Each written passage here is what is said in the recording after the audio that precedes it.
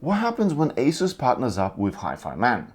Well, we get high-end headphones for gaming, but also could be used for music. The ROG team has cooked up this ROG Kithara headset, and it has a bunch of features. Let's open up and have a look what we got inside. It comes in this nice box with easy to rip off little bandages at the back. Maybe not, that failed. Cannot open it now. You had one job, sticker. Literally both stickers failed.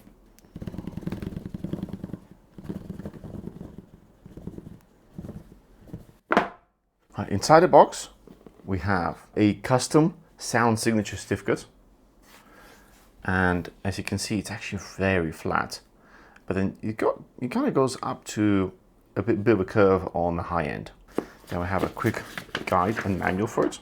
And this is really cool. So we've got the headphones, but as you can see, it comes with a lot of different attachments, as well as USB-C if you really wanted to. So it can be compatible with loads of different devices, and you would expect that. Asus is going to be charging 459 Singapore dollars for this headset. So this is not a cheap headset, but also as far as quality headsets are concerned, you can go worse. One thing I really find frustrating with gaming headsets, a lot of them have become wireless. And wireless means you got extra weight on your head for batteries, and then you have to charge it and mess around with it. This is actually a wired set. We've got the headphones themselves. I actually really like this box, it's really nice. So this is the set. You have a removable microphone and a cable. So the microphone, I believe, so the microphone connects straight into the headset, and then you kind of go the other side for the other ear. So that would be your left. So the microphone connects on your left, and you have your right headset here. So it's nicely labeled, I like that. Then you also have a secondary cable. And I believe this secondary cable is kind of braided. I believe this cable is also slightly higher quality, and it's to be used with all these other attachments. A typical 3.5mm, you line it up and lock it down. Now, so that's solid, it's not gonna just come off. Now it's just an attachment that's in there. So depending what kind of device you're going to plug this into, you can go all the way up to a proper big audiophile connector. And one thing I really like about this is, with some examples, you would have this kind of connector, and then this would be just as an attachment. But in here, you have a direct connector.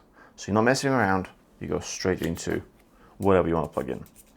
These go to your headset, and obviously that goes to your PC. With this example, as you can see, there is no microphone. So the microphone can only be used when using this headset. And with this, what you can do is you can connect straight into your PC, laptop, whatnot, or you can actually use the little dongle, microphone, and headset. And now you can connect straight to the USB Type-C as well. The headset itself, you can see, has left and right written in them. It's a very metallic kind of casing. I believe even this part, that's metallic. The actual cushioning on the ears is quite nice. I was gonna have to test it out and see how it feels. It actually has left and right on the frame as well. So in case you change these cushions, which you actually have additional pair of cushions. So these are velour, more softer cushions. And these ones here are more like leatherette, so like a fake leather cushioning. So let me just put these on. Oh, they're huge. On the ears themselves, they completely cover my ears. Like I can actually move it around. So if you look at my ear, they completely cover it. Like, it's huge. Let me just adjust this. So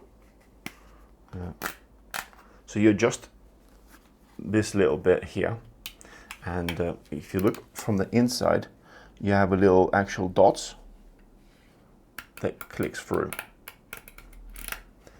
It looks to me that you have around 8 adjustment positions. I think for me, I almost need to go one of the lowest ones, which is somewhat surprising.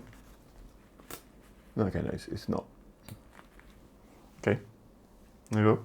They're quite heavy. I've got to say, they are quite heavy on your head because of the metallic build. They do feel solid, but they do feel nice. Some of you might be asking, what's the difference between your typical headset and a planar magnetic headset? It really depends on a particular model you find, but conceptually speaking, in a normal headset, you have the main speaker in the middle. The sound comes out of that speaker or resonates from the speaker, and it kind of works as a cone towards your ear. So it kind of goes from one spot and more outwards towards your ear. With the planar magnetic, the actual kind of speaker itself is throughout the whole of this headset. So it's kind of a flat line across, and the sound goes in a more directional way from all individual pieces of it. So it's more directional waves rather than a cone that comes out into your ear.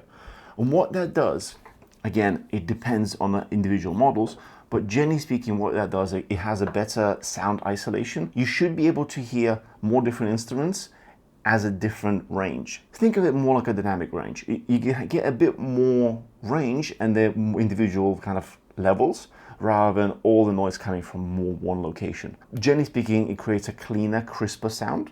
It's not for everyone, and also if you're used to what we call standard headphones, which is like dynamic headsets, it'll be a bit of a change. It does have some caveats. With a dynamic headset, it has a little bit more of a oomph to it. So for example, in the bass, normally it has a bigger boom, where with these headsets, it's going to be more precise and crisp, but not necessarily boomy as you would expect. The other thing you find is you actually have a bigger frequency range, like frequency response range on these. These headphones right here can go as far down as 8 Hertz and up to 55,000 Hertz. That's really, really wide range, and I can't wait to check it out. So next I'm gonna set them up, use them for a bit, and let's get to what I found. Alright, I have now lived with the ROG Kithara long enough that the new toy effect is gone, and what is left is the reality of using it every day for gaming, music, and watching various videos with a lot of talking and dialogue. First up, the comfort and fit over time. You definitely feel the weight here, not enough to hurt, but enough that you never forget it's on your head. Other than that, the headset is spacious and it doesn't crush your ears. What surprised me was the adjustment behavior. The design had me readjusting it multiple times a day. If you pick it up by the headband, the weight can make the setting shift slightly, so when I put it back on, it's just not sitting exactly where it was. This also affected how I handle it day to day. Because it's heavier, it's generally hard not to place it down a bit too aggressively than I meant to, especially when switching tasks or getting up from my desk. After a while, I caught myself starting to place it down more carefully, but the weight is something I noticed every single day. If you're coming from lighter headphones, there's definitely a short adjustment period where you'll have to relearn how you move with it. Initially, one side also felt a bit looser when adjusting. Luckily, I was able to improve that by tightening the screw, but it still didn't fix the stability issue. If I lean forward at my desk, it doesn't always stay put. A couple of times I generally had to just catch it before it slipped off. Let's talk about the open back feature. In a quieter room, it's great, but in a shared room, everyone is going to hear what you're doing. If there is background noise around you, you're also going to hear that too. So it's not a headset that ignores your environment. For me, the best case is home, desk-based, quiet environment where you can actually do its thing. Sound-wise, what becomes more obvious over time is the way it stays clean when the mix gets busy. Vocals in particular are consistently impressive and they sit forward in a really natural way. The trade-off is that if you're coming from dynamic headphones, you will notice less of that rumble on certain instruments. For example, on guitar strums, my Sennheiser HD58s have a bit more vibration and that lingering feel that the guitar is right there in my ear. The guitar feels more controlled, open and crisp. When it comes to connectors, I tested 4 different setups. Balanced 4.4mm into proper source, unbalanced standard outputs, the dual 3.5mm PC cable for audio and mic, and the USB-C adapter. The differences were real but subtle, and most of it came down to how good your source is, not the connector doing magic. The best sound I got was using the Sound Blaster X5 with the 4.4mm balanced connection, mainly because X5 has more power and is just higher quality DAC, so everything feels more effortless with a bit more headroom. The USB-C option was closer than I expected, and for laptop or on-the-go use, the sound is still very solid. You just lose that last bit of easy drive that a good DAC gives you. Unbalanced works everywhere, but it's the most device dependent. so weaker jacks need more volume and can feel less confident. The dual 3.5mm cable is the simplest PC gaming mode because you get a clean mic support and a straightforward desktop setup. One thing I've appreciated more over time is how ASUS has basically future-proofed Kithara with accessories. You get multiple cable options depending on how you run your audio, and because the cable is detachable with proper connectors, it's the kind of thing you can actually replace when it eventually wears out instead of binning the whole headset. The extra earpads matter too, because it lets you fine-tune the comfort and the seal depending on what you prefer. It also means you have a backup set ready to go if the originals get worn down. For me, the stock leatherette pads were actually a clear winner. They don't press on my head even after hours of use, and they stay surprisingly cool, which is not something I can say about most pads in this style. I'm not a big fan of the velour set here. They feel hotter and the material just doesn't feel nice on my skin. It might sound like a small thing, but this is the difference between a headset you can keep comfortably in rotation for years and the one that gets sidelined the moment the pad or cable starts to fail. Now over to the microphone quality.